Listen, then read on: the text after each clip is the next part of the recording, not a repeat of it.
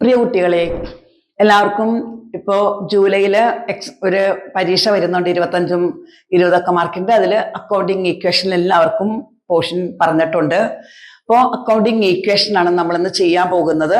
ഈ accounting equation ചെയ്യുമ്പോൾ അതിൽ ഡൗട്ട് വരുന്ന ചില ഐറ്റംസ് ഉണ്ട്. അത് ആദ്യമൊക്കെ CBSE കുട്ടികൾക്ക് മാത്രമേ അത് ഉണ്ടായിരുന്നുള്ളൂ, ഈ അഡ്ജസ്റ്റ്മെന്റ് വരുന്നത്. പക്ഷെ ഇപ്പോൾ NCERT സിലബസിലെ ടെക്സ്റ്റ് ആണ് സ്റ്റേറ്റിലും ഫോളോ ചെയ്യുന്നത്. അതുകൊണ്ട് സ്റ്റേറ്റിലെ കുട്ടികളും മസ്റ്റായിട്ടും ഇപ്പോൾ അത് പഠിച്ചിരിക്കണം. അപ്പൊ നമുക്ക് അതൊക്കെ വരുന്ന ഒരു ക്വസ്റ്റ്യൻ ആണ് നമ്മൾ ചെയ്യാൻ പോകുന്നത്. എന്ന് പറഞ്ഞാൽ ഞാൻ ആ ഐറ്റം മാത്രം മക്കൾക്ക് സെലക്ട് ചെയ്ത് എടുത്തിട്ടുണ്ട്. കൺഫ്യൂഷൻ വരുന്ന ഒരു 4 ഐറ്റം ഉണ്ട്. അതായത് നമുക്ക് കണക്ക് ചെയ്ത് കഴിഞ്ഞിട്ട് അത് പറഞ്ഞു തരാം. ഇപ്പൊ നമുക്ക് ഈ കണക്കിലേക്ക് ഒന്ന് കടക്കാം. ആദ്യം തന്നെ നമുക്ക്, അതായത് അക്കൗണ്ടിങ് ഈക്വേഷൻ എന്ന് പറഞ്ഞിട്ടുണ്ടെങ്കിൽ ഒരു ബിസിനസിന്റെ അസറ്റ്സ് എന്നത് ആ ബിസിനസിന്റെ ലയബിലിറ്റീസും ക്യാപിറ്റലും കൂട്ടുമ്പോൾ കിട്ടുന്ന ആൻസർ ആണ്. അതായത് അസറ്റ്സ് ഈക്വൽ എന്തായിട്ട് വരും? Liability plus capital. ലയബിലിറ്റീസും ക്യാപിറ്റലും ആഡ് ചെയ്യുമ്പോൾ നമുക്ക് അസറ്റ്സ് കിട്ടും. അപ്പൊ നമുക്ക് അക്കൗണ്ടിങ് ഈക്വേഷനിൽ കൂടി നമുക്ക് ചെയ്യണമെങ്കിൽ ഇതാണ് അതിന്റെ ഫോർമാറ്റ്. അതായത് ഇവിടെ നമ്മൾ ഡേറ്റ് കൊടുക്കും. ഡേറ്റോ ട്രാൻസാക്ഷന് ഡേറ്റ് ഇല്ലെങ്കിൽ നമ്മൾ 1, 2 കൊടുത്താൽ മതി. എന്നിട്ട് ഇവിടെ നമ്മൾ ഐറ്റംസ് ആണ് എഴുതുന്നത്. പിന്നെ നമ്മള് അസറ്റ്സ്, ലയബിലിറ്റീസ്, ക്യാപിറ്റൽ. അപ്പൊ അസറ്റ്സും ലയബിലിറ്റിയും നമ്മൾ ഇങ്ങനെ വരച്ചിരിക്കുന്നതിന്റെ കാരണം ഇവിടെ നമുക്ക് സെപ്പറേറ്റ് ആയിട്ട് ഓരോ അസറ്റും കൊടുക്കാനുള്ളത് കൊണ്ടാണ്. ഞാനിപ്പോ 2-3 കോളം സ്കെയിൽ വെച്ച് വരയ്ക്കാൻ വേണ്ടിയിട്ട് അഡ്വാൻസ് ആയിട്ട് വരച്ചിട്ടതാണ്. അപ്പൊ ഇപ്പൊ കഴിഞ്ഞ ദിവസം എൻ്റെ അടുത്ത് ട്യൂഷൻ വന്ന ഒരു 2-3 സ്കൂളിലെ കുട്ടികൾ പറയുന്നുണ്ടായിരുന്നു, അവരോട് അവരുടെ ടീച്ചർ പറഞ്ഞത് ആദ്യം തന്നെ ക്വസ്റ്റ്യൻ കിട്ടിക്കഴിഞ്ഞാൽ എല്ലാ സംഭവങ്ങളും ആദ്യമേ അങ്ങോട്ട് എഴുതിയിട്ടിട്ട് കണക്ക് ചെയ്തു തുടങ്ങിയാൽ മതിയെന്ന്. എന്ന് വെച്ചാ അപ്പൊ നമുക്ക് അങ്ങനെ ചെയ്യുമ്പോൾ സ്പേസിന്റെ ഒരു പ്രോബ്ലം വരുന്നില്ല. അതായിരിക്കും ടീച്ചേഴ്സ് ഉദ്ദേശിച്ചിരിക്കുന്നത്. അതായത് ഈ കുട്ടികൾ ചെയ്തു വരുമ്പോഴേ ഇവിടെ അസറ്റ്സിന് ചിലപ്പോൾ സ്പേസ് തികയാതെ വരും മറ്റേ പാട് ചെയ്യുമ്പോൾ. അപ്പൊ ഇങ്ങനെ അഡ്വാൻസ് ആയിട്ട് നമ്മൾ എന്തൊക്കെ ഉണ്ട്, ഇതിൽ നമുക്ക് വരുന്ന അസറ്റ്സ് ഏതൊക്കെയാണെന്ന് നോക്കിയിട്ട് ഇവിടം വരെയുള്ള എല്ലാ അസറ്റും നോക്കിയിട്ട് ആ അസറ്റ്സ് ഇങ്ങനെ ആദ്യം എഴുതിയിട്ടിട്ട് കണക്ക് ചെയ്യണം എന്നാണ് അവരോട് പറഞ്ഞേക്കണത്. അവ സ്പേസ് തികയാതെ വരുമ്പോഴാണ് അങ്ങനെ വരുന്നത്. നിങ്ങളിപ്പോ ചെയ്യുമ്പോ അങ്ങനെ അഡ്വാൻസ് ആയിട്ട് ചെയ്യണ്ട.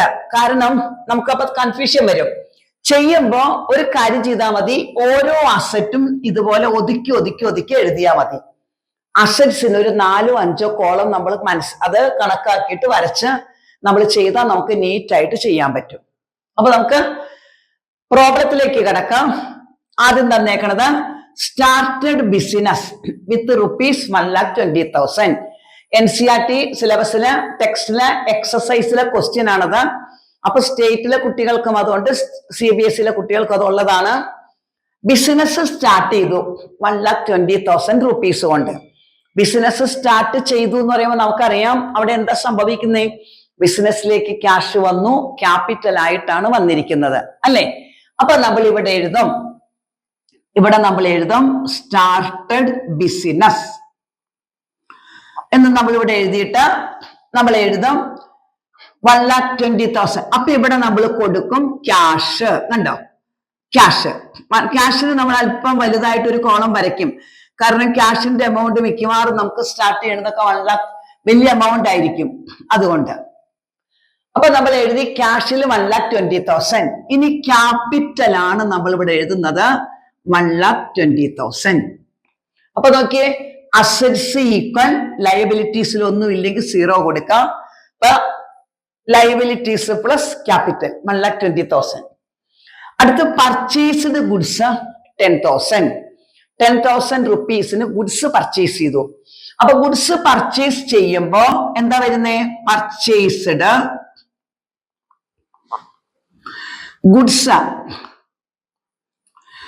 ഗുഡ്സ് പർച്ചേസ് ചെയ്യുമ്പോ നമുക്കൊന്നും പറഞ്ഞിട്ടില്ല, പേര് തന്നിട്ടില്ല കേട്ടോ. അപ്പൊ അത് ഞാനൊന്ന് ക്ലിയർ ചെയ്ത് തരാം. ഗുഡ്സ് പർച്ചേസ്ഡ് ഫോർ ക്യാഷ് ആണത്. അതായത് പേര് നമുക്ക് തന്നിട്ടില്ല. ഫ്രം എന്ന് പറഞ്ഞ മക്കൾക്ക് ആരുടെയെങ്കിലും പേര് തന്നാൽ അത് ക്രെഡിറ്റ് ട്രാൻസാക്ഷൻ ആയിരിക്കും, ഫ്യൂച്ചറിൽ പേയ്മെന്റ് കൊടുക്കണത്. ഇനി ഫ്രം എന്ന് പറഞ്ഞ പേര് തന്നിട്ട് അതിന്റെ കൂടെ നമുക്ക് ഫോർ ക്യാഷ് എന്നും കൂടി തന്നാൽ അപ്പൊ അത് ക്രെഡിറ്റ് ട്രാൻസാക്ഷൻ അല്ല, ക്യാഷ് ട്രാൻസാക്ഷൻ ആയിരിക്കും. ഇവിടെ ഒന്നും പറഞ്ഞിട്ടില്ലെങ്കിൽ അത് ക്യാഷ് ട്രാൻസാക്ഷൻ ആയിരിക്കും, റെഡി ക്യാഷിന്റെ ട്രാൻസാക്ഷൻ. അപ്പൊ ഗുഡ്സ് ആണ് വാങ്ങിച്ചിരിക്കുന്നത്. ഗുഡ്സ് എന്ന് പറയുമ്പോ നമ്മൾ ഇവിടെ എഴുതുന്നത് സ്റ്റോക്ക് എന്ന് എഴുതിയിട്ട് പർച്ചേസ് ചെയ്തപ്പോ 10,000 രൂപ ക്യാഷിൽ നിന്ന് കുറയണം. ക്യാഷ് കൊടുത്താണ് വാങ്ങിച്ചിരിക്കുന്നത്. സ്റ്റോക്കിൽ 10,000 രൂപ കൂടി. ഇവിടെ മാറ്റമൊന്നുമില്ല, ഇതിലും ക്യാപിറ്റലിലും മാറ്റമില്ല. ചേഞ്ചസ് ഇല്ലെങ്കിൽ നമ്മൾ 0 കൊടുക്കും. ഇനി നമ്മൾ 2 എണ്ണം എഴുതി കഴിഞ്ഞാല് അപ്പ മുതൽ നമ്മൾ ന്യൂ ഇക്വേഷൻ എഴുതണം. New equation. അപ്പൊ നമുക്ക് തെറ്റുണ്ടെങ്കിൽ അത് അറിയാനും പറ്റും. ഓരോ ട്രാൻസാക്ഷൻ കഴിയുമ്പോഴും കാൽക്കുലേഷൻ എഴുതുമ്പോൾ നമുക്ക് ചെക്ക് ചെയ്യാൻ പറ്റും. ഇവിടെ നമുക്ക് 1,10,000 ഇങ്ങനെയാണ് ചെയ്തു പോകുന്നേ, ഇങ്ങനെ മൈനസ് ചെയ്താണ് പോകുന്നത്. ഇനി സ്റ്റോക്ക് 10,000, ഇവിടെ 0, ഇവിടെ 1,20,000. ഇനി മക്കൾ നോക്കിയേ, ഈക്വേഷൻ ന്യൂ ഇക്വേഷൻ കറക്റ്റ് ആണെന്ന് നോക്കിയേ. അതായത് 1,10,000 10,000 മൊത്തത്തിൽ അസറ്റിൽ വന്നിരിക്കുന്നത്. അസറ്റ് മൊത്തം 1,20,000. ലയബിലിറ്റീസും ക്യാപിറ്റലും കൂടി ചെയ്യുമ്പോഴും 1,20,000 ആണ്. അടുത്തത് റെന്റ് റിസീവ്ഡ് ആണ്. റെന്റ് റിസീവ്ഡ് എന്ന് പറഞ്ഞിട്ടുണ്ടെങ്കിൽ അതായത് ഫേമിലേക്ക് ക്യാഷ് വന്നു. റെന്റ് റിസീവ്ഡ് എന്ന് പറയുമ്പോ ഫേമിലേക്ക് അത്രയും ക്യാഷ് വന്നു. അപ്പൊ 5,000 റുപ്പീസ് നമ്മള് പ്ലസ് ചെയ്യണം. അത്രയും വന്നേക്കാണ് പ്ലസ് ചെയ്യണം. സ്റ്റോക്കില് മാറ്റമൊന്നുമില്ല, ലയബിലിറ്റീസിലും ചേഞ്ചസ് ഒന്നുമില്ല, ക്യാപിറ്റലിലാണ് പിന്നെ വരുന്നത് കേട്ടോ. അപ്പൊ ഓർത്ത് വയ്ക്കാം, റെന്റ് റിസീവ്ഡ് അല്ലെങ്കിൽ ഇൻട്രസ്റ്റ് റിസീവ്ഡ് അല്ലെങ്കിൽ കമ്മീഷൻ റിസീവ്ഡ് അങ്ങനെ എന്തെങ്കിലും ഇൻകം റിസീവ് ചെയ്യുന്ന കേസിൽ ക്യാഷിലും നമ്മൾ ആഡ് ചെയ്യണം, ക്യാപിറ്റലിലും നമ്മൾ ആഡ് ചെയ്യണം. റെന്റൊക്കെ നോമിനൽ അക്കൗണ്ട് അല്ലേ? ഈ നോമിനൽ അക്കൗണ്ട് എപ്പോഴും കുട്ടികൾക്ക് ഡൗട്ട് ഉള്ള ഒരു കാര്യമാണ്, ക്യാപിറ്റലിലേക്ക് എന്താ അത് വരുന്നതെന്ന്. വാടക കൊടുത്തു അല്ലെങ്കിൽ വാടക കിട്ടി, നമുക്ക് അവിടെ ഫേമിലേക്ക് വന്നിട്ടില്ല, ആ റെന്റ് ആ ബിൽഡിംഗ് മാത്രമേ ഉള്ളൂ.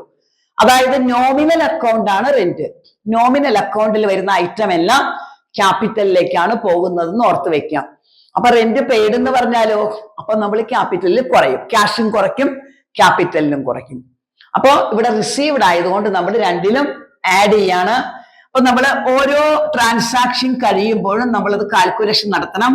അപ്പൊ ഇവിടെ നമുക്ക് 1,15,000 എന്ന് കിട്ടും. ഇവിടെ 10,000 വരും.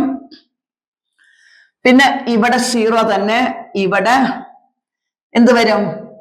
1,25,000 വരും. ഇത് 5,000 ആണ് കേട്ടോ. 5,000 അതുപോലെ തന്നെ 1,20,000 കൂടി ആഡ് ചെയ്തപ്പോ 1,25,000 കിട്ടി. അടുത്തത് സാലറി ഔട്ട്സ്റ്റാൻഡിങ്. ഇതാണ് ഞാൻ പറയാൻ നിങ്ങൾക്ക് ഉദ്ദേശിച്ചിരിക്കുന്ന സംഭവങ്ങൾ. ഇതൊക്കെയാണ് ഇവിടെയൊക്കെയാണ് കുട്ടികൾക്ക് ഒരുപാട് ഡൗട്ട് വന്നിരിക്കുന്നത്. എപ്പോഴും തെറ്റിക്കുന്നത് മൊത്തം ഈ വക ട്രാൻസാക്ഷൻ ആണ്. അതിന് ഒരു കാരണവശാലും അത് മിസ്റ്റേക്ക് വരാതിരിക്കാൻ വേണ്ടിയിട്ട് ഒരു ഈസി മെത്തേഡ്, ഇത് നിങ്ങൾക്ക് ഈസി ആയിട്ട് ചെയ്യാൻ വേണ്ടിയിട്ട് ഞാൻ നിങ്ങൾക്ക് വേണ്ടി ഇത് എഴുതിയേക്കുന്നതാണ്. അതായത് ഓർത്ത് വെക്കുക, അക്രൂഡ് ഇൻകം. അക്രൂഡ് ഇൻകം എന്ന് വെച്ചാൽ എന്താ? അക്രൂഡ് ഇൻകം കിട്ടാനുള്ളത് ഈ കൊല്ലം കിട്ടേണ്ടതായിരുന്നു, പക്ഷെ ഈ കൊല്ലം നമുക്കത് കിട്ടിയിട്ടില്ല. അപ്പൊ കിട്ടാനുള്ളതാണ് ഏത്? Accrued income. ഔട്ട്സ്റ്റാൻഡിങ്, പക്ഷെ ഇൻകത്തിന് ഔട്ട്സ്റ്റാൻഡിങ് എന്ന് പറയില്ല, അക്രൂഡിനെ പറയുള്ളൂ. അപ്പൊ അക്രൂഡ് ഇൻകം എന്ന് നമുക്ക് തന്നിട്ടുണ്ടെങ്കിൽ, accrued income means accrued rent എന്നോ അക്രൂഡ് ഇൻട്രസ്റ്റ് എന്നോ അങ്ങനെ അക്രൂഡ് എന്തെങ്കിലും കമ്മീഷനോ അങ്ങനെ നമുക്ക് എന്തെങ്കിലും കിട്ടാനുണ്ടെങ്കിൽ, കമ്മീഷനാണ് അധികം അക്രൂഡ് വരാറ്. അങ്ങനെ അക്രൂഡ് ഇൻകം നമുക്ക് വന്നിട്ടുണ്ടെങ്കിൽ നമ്മൾ എന്ത് ചെയ്യണം? അസറ്റ്സിന്റെ കൂടെ ആഡ് ചെയ്യണം, ക്യാപിറ്റലിലും ആഡ് ചെയ്യണം. കണ്ടോ? ഇത് ക്യാഷ്, ഇത് അസറ്റ്സ്, ഇത് ലയബിലിറ്റീസ്, ഇത് ക്യാപിറ്റൽ. അപ്പൊ ഇത് നിങ്ങൾ ഓർത്ത് വെച്ചാൽ നിങ്ങൾക്ക് ഒരിക്കലും ഇതിന്റെ മാർക്ക് പോകില്ല. അതായത് അക്രൂഡ് ഇൻകം വരുമ്പോൾ നമ്മൾ എന്ത് ചെയ്യണം? അസറ്റ്സിന്റെ കൂടെ ആഡ് ചെയ്യണം. അസറ്റ്സിന്റെ കൂടെ നമ്മൾ ഈ അസറ്റ് കോളത്തിലെ നമ്മൾ സെപ്പറേറ്റ് കൊടുക്കും. അക്രൂഡ് കമ്മീഷൻ അല്ലെങ്കിൽ എന്താണോ പറഞ്ഞിരിക്കുന്നത് അത് നമ്മളിവിടെ ഈ ഡിവൈഡ് ചെയ്തേക്കണ ആ ഡിവിഷൻ കോളത്തിൽ നമ്മൾ കൊടുക്കും അസറ്റ്സിൽ. പിന്നെ നമ്മൾ എന്ത് ചെയ്യും? അസറ്റ്സിൽ കൊടുക്കും, പിന്നെ നമ്മൾ ക്യാപിറ്റലിലും അത് ആഡ് ചെയ്യും. Accrued income. അടുത്ത് നോക്കിയേ, അൺഏൺഡ് ഇൻകം ആണ്.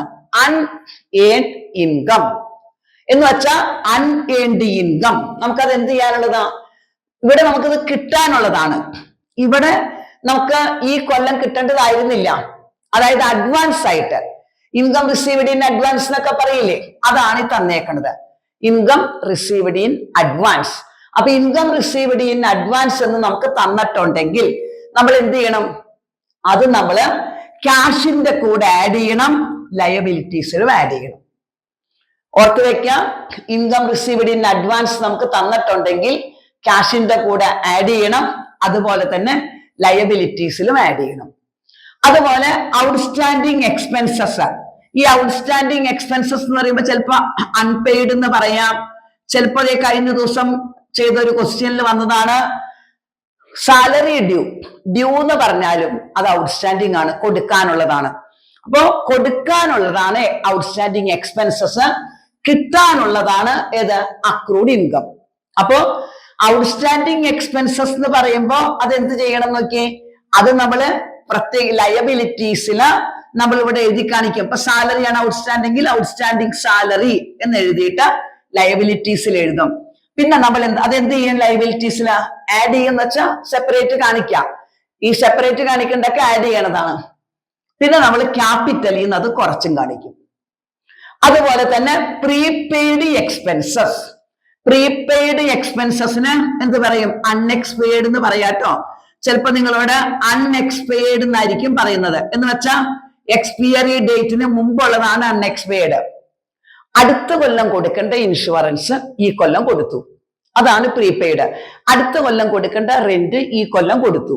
അങ്ങനെ നമുക്ക് പ്രീപെയ്ഡ് എക്സ്പെൻസസ് വന്നിട്ടുണ്ടെങ്കിൽ അത് നമ്മൾ ക്യാഷിൽ മൈനസ് ചെയ്യും, അസറ്റ്സിന്റെ കൂടെ ആഡ് ചെയ്യും. അസറ്റ്സിന്റെ കൂടെ ആഡ് ചെയ്യുന്ന വെച്ചാൽ സെപ്പറേറ്റ് കാണിക്കും. പ്രീപെയ്ഡ് അസറ്റ് എക്സ്പെൻസ് എന്ന് പറഞ്ഞ് കാണിക്കും.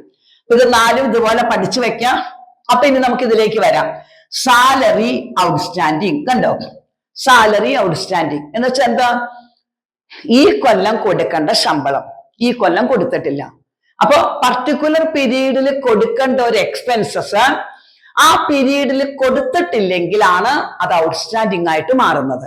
അതുപോലെ പർട്ടിക്കുലർ പീരീഡിൽ കിട്ടേണ്ട ഒരു ഇൻകം ആ പീരീഡിൽ കിട്ടിയിട്ടില്ലെങ്കിലാണ് അത് അക്രൂഡ് ഇൻകം ആയിട്ട് മാറുന്നത്. അപ്പൊ ഇവിടെ ഈ കൊല്ലം കിട്ടേണ്ട സാലറി ഈ കൊല്ലം കൊടുത്തിട്ടില്ല, ഈ കൊല്ലം അവർ കൊടുക്കേണ്ടതായിരുന്നു. അപ്പൊ ഈ കൊല്ലം കൊടുക്കേണ്ട സാലറിയിൽ ഒരു 2000 രൂപ ഈ കൊല്ലം കൊടുക്കാത്തതായിട്ടുണ്ട്. അതാണ് സാലറി ഔട്ട്സ്റ്റാൻഡിങ്. അപ്പൊ നോക്കിയേ, ഔട്ട്സ്റ്റാൻഡിങ് എക്സ്പെൻസ് എന്താ ചെയ്യേണ്ടത് നോക്കിയേ, നമ്മളത് ലയബിലിറ്റീസിൽ കാണിക്കണം, ക്യാപിറ്റലിൽ കുറച്ച് കാണിക്കണം. അപ്പൊ ലയബിലിറ്റീസിൽ നമ്മൾ ഇവിടെ എഴുതും, എന്തെഴുതും? ഔട്ട്സ്റ്റാൻഡിങ് സാലറി എന്ന് എഴുതണം കേട്ടോ. ഔട്ട്സ്റ്റാൻഡിങ് നമുക്ക് ചുരുക്കി എഴുതാം, OS നമുക്ക് എഴുതിയാൽ മതി. അപ്പൊ ഔട്ട്സ്റ്റാൻഡിങ് സാലറി എന്ന് എഴുതിയിട്ട് എന്താ ചെയ്യണ്ടേ? ആഡ് ചെയ്യണം എന്നല്ലേ പറഞ്ഞേ? ആഡ് ചെയ്യാന്ന് വെച്ചാൽ സെപ്പറേറ്റ് അത് എഴുതിയാൽ മതി. അപ്പൊ ആ 2000 നമ്മൾ ഇവിടെ എഴുതാം. പിന്നെ അത് എന്ത് ചെയ്യണം എന്നാ പറഞ്ഞത്? ഔട്ട്സ്റ്റാൻഡിങ് എക്സ്പെൻസസ് ക്യാപിറ്റലിൽ മൈനസ് ചെയ്യണം. അപ്പൊ ക്യാപിറ്റലില് 2000 മൈനസും നമ്മൾ ചെയ്യണം. അപ്പൊ ഇവിടെ ഒന്നും ചേഞ്ചസ് ഇല്ലാത്തത് കൊണ്ട് നമ്മൾ 0 കൊടുക്കാണ്. ഇവിടെയൊക്കെ ചേഞ്ചസ് ഇല്ല, അപ്പൊ നമ്മൾ 0 കൊടുത്തു. ഇനി നമുക്കത് ചെയ്ത് നോക്കാം. അതായത് ഇവിടെ നമ്മൾ എഴുതാൻ വിട്ടുപോയി, 4ാമത്തെ അല്ലേ, ഒന്നും വിട്ടുപോയിട്ടില്ലല്ലോ. Salary outstanding. ഒരുപാട് ഐറ്റം ഞാൻ എടുത്തിട്ടില്ല. എടുത്ത ഐറ്റം ഒക്കെ ഓരോ സ്പെഷ്യൽ ആയിട്ടുള്ള ഐറ്റം നോക്കി സെലക്ട് ചെയ്തതാണ്. അപ്പൊ സാലറി ഔട്ട്സ്റ്റാൻഡിങ് നമ്മളിപ്പോ ഇവിടെ എഴുതി. ഇനി നമ്മൾ ഇവിടെ അത് കാൽക്കുലേഷൻ നമ്മൾ കാണിക്കാണ്. കാൽക്കുലേഷൻ കാണിക്കുമ്പോൾ നമുക്ക് ഇവിടെ ചേഞ്ചസ് ഒന്നുമില്ല. ന്യൂ ഈക്വേഷൻ ആണിത്. ഇവിടെ ന്യൂ ഈക്വേഷൻ ആണ്. ഇവിടെ 10,000 അതുപോലെ തന്നെ വരും. ഇവിടെ 2000 വരും. ഇവിടെ നമ്മളത് മൈനസ് ചെയ്ത് കഴിയുമ്പോൾ നമുക്ക് 1,23,000 എന്ന് കിട്ടും. നമുക്ക് ചെക്ക് ചെയ്ത് നോക്കാം, ഇനി കറക്റ്റ് ആയിട്ട് കിട്ടുമോ നോക്കാം. ഇവിടെ നമുക്ക് എന്ത് കിട്ടും നോക്കിയേ, ഇത് രണ്ടും കൂടി, അതായത് ലയബിലിറ്റീസും ക്യാപിറ്റലും കൂടി ആഡ് ചെയ്യുമ്പോൾ 1,23,000 പ്ലസ് 2,000 1,25,000. ഇവിടെ നോക്കിയേ 1,15,000 പ്ലസ് 10,000. അപ്പോഴും നമുക്ക് 1,25,000. ഈ കണക്ക് ചെയ്യുമ്പോൾ നമുക്ക് ഓരോ കാൽക്കുലേഷനും കഴിയുമ്പോൾ നമുക്ക് ചെക്ക് ചെയ്ത് നോക്കാം. നമുക്ക് മിസ്റ്റേക്ക് വന്നെങ്കിൽ അറിയാൻ പറ്റും അപ്പൊ തന്നെ. അടുത്തത് പ്രീപെയ്ഡ് ഇൻഷുറൻസ് ആണ്. അടുത്ത വർഷം കൊടുക്കേണ്ട ഇൻഷുറൻസിന്റെ പൈസ 1,000 രൂപ ഈ വർഷം കൊടുത്തേക്കാണ്. അപ്പൊ ഈ കൊല്ലത്തെ കണക്കിൽ അത് വരേണ്ട സംഭവം അല്ല. അപ്പൊ അത് എന്ത് ചെയ്യേണ്ട വരും? നമ്മൾ മൈനസ് ചെയ്യേണ്ട വരും. പ്രീപെയ്ഡ് എക്സ്പെൻസ് ആണ്. അപ്പൊ പ്രീപെയ്ഡ് എക്സ്പെൻസസ് നമ്മൾ എന്ത് ചെയ്യണം? ഈ കൊല്ലം കിട്ടേണ്ട ക്യാഷ് ആയിരുന്നില്ല, അത് അടുത്ത കൊല്ലത്തെ ഇൻഷുറൻസ് ആണ്. അപ്പൊ നമ്മൾ അത് ക്യാഷ് ചെയ്യുന്നത് മൈനസ് ചെയ്യണം. കണ്ടോ? പ്രീപെയ്ഡ് എക്സ്പെൻസസ് ക്യാഷ് ചെയ്യുന്ന മൈനസ് ചെയ്യണം. പിന്നെയോ അസറ്റ്സിൽ നമ്മൾ പ്രീപെയ്ഡ് ഇൻഷുറൻസ് കാണിക്കണം. അപ്പൊ ആ ഇൻഷുറൻസ് പ്രീപെയ്ഡ് 1000 രൂപ നമ്മൾ എന്ത് ചെയ്യണം? ക്യാഷിൽ അത് മൈനസ് ചെയ്യണം. ഇവിടെ വരും പ്രീപെയ്ഡ് ഇൻഷുറൻസ്, മുൻകൂട്ടി കൊടുത്തിരിക്കുന്നതാണ്. അപ്പൊ അതുകൊണ്ട് അത് നമ്മൾ ക്യാഷിൽ നമ്മൾ മൈനസ് ചെയ്യും. സ്റ്റോക്കിൽ ചേഞ്ചസ് ഒന്നും ഇല്ലാത്തത് കൊണ്ട് നമ്മൾ 0 കൊടുത്തു.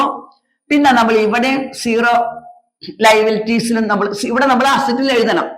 അസറ്റ്സില പ്രീപെയ്ഡ് ഇൻഷുറൻസ് അസറ്റിൽ കാണിക്കണ്ടേ? അപ്പൊ അസറ്റിൽ നമ്മൾ ഇവിടെ എഴുതാം ഇൻഷുറൻസ്. പ്രീപെയ്ഡ് എന്ന് മൊത്തം എഴുതാൻ പറ്റില്ലെങ്കിലും മക്കള് ഇൻഷുറൻസ് എഴുതിയാൽ മതി. എന്നിട്ട് 1000 രൂപ അവിടെ ആഡ് ചെയ്യാൻ വെച്ചാൽ സെപ്പറേറ്റ് കാണിക്കുമ്പോൾ അത് ഓട്ടോമാറ്റിക്കലി ആഡ് ആണല്ലോ വരുന്നത്. അതാണ് ഇപ്പൊ ഇങ്ങനെ വരും. ഇവിടെ ചേഞ്ചസ് ഒന്നും ഇല്ല. നമുക്ക് ചെക്ക് ചെയ്ത് നോക്കാം. ഓരോ ഇതും കഴിയുമ്പോൾ ന്യൂ ഇക്വേഷൻ നമുക്ക് ചെക്ക് ചെയ്യാം. അപ്പൊ നമ്മള് ന്യൂ ഇക്വേഷൻ എഴുതി നോക്കാണ് നമ്മൾ ചെയ്തത് ശരിയാണെന്ന് അറിയാൻ വേണ്ടിയിട്ട്.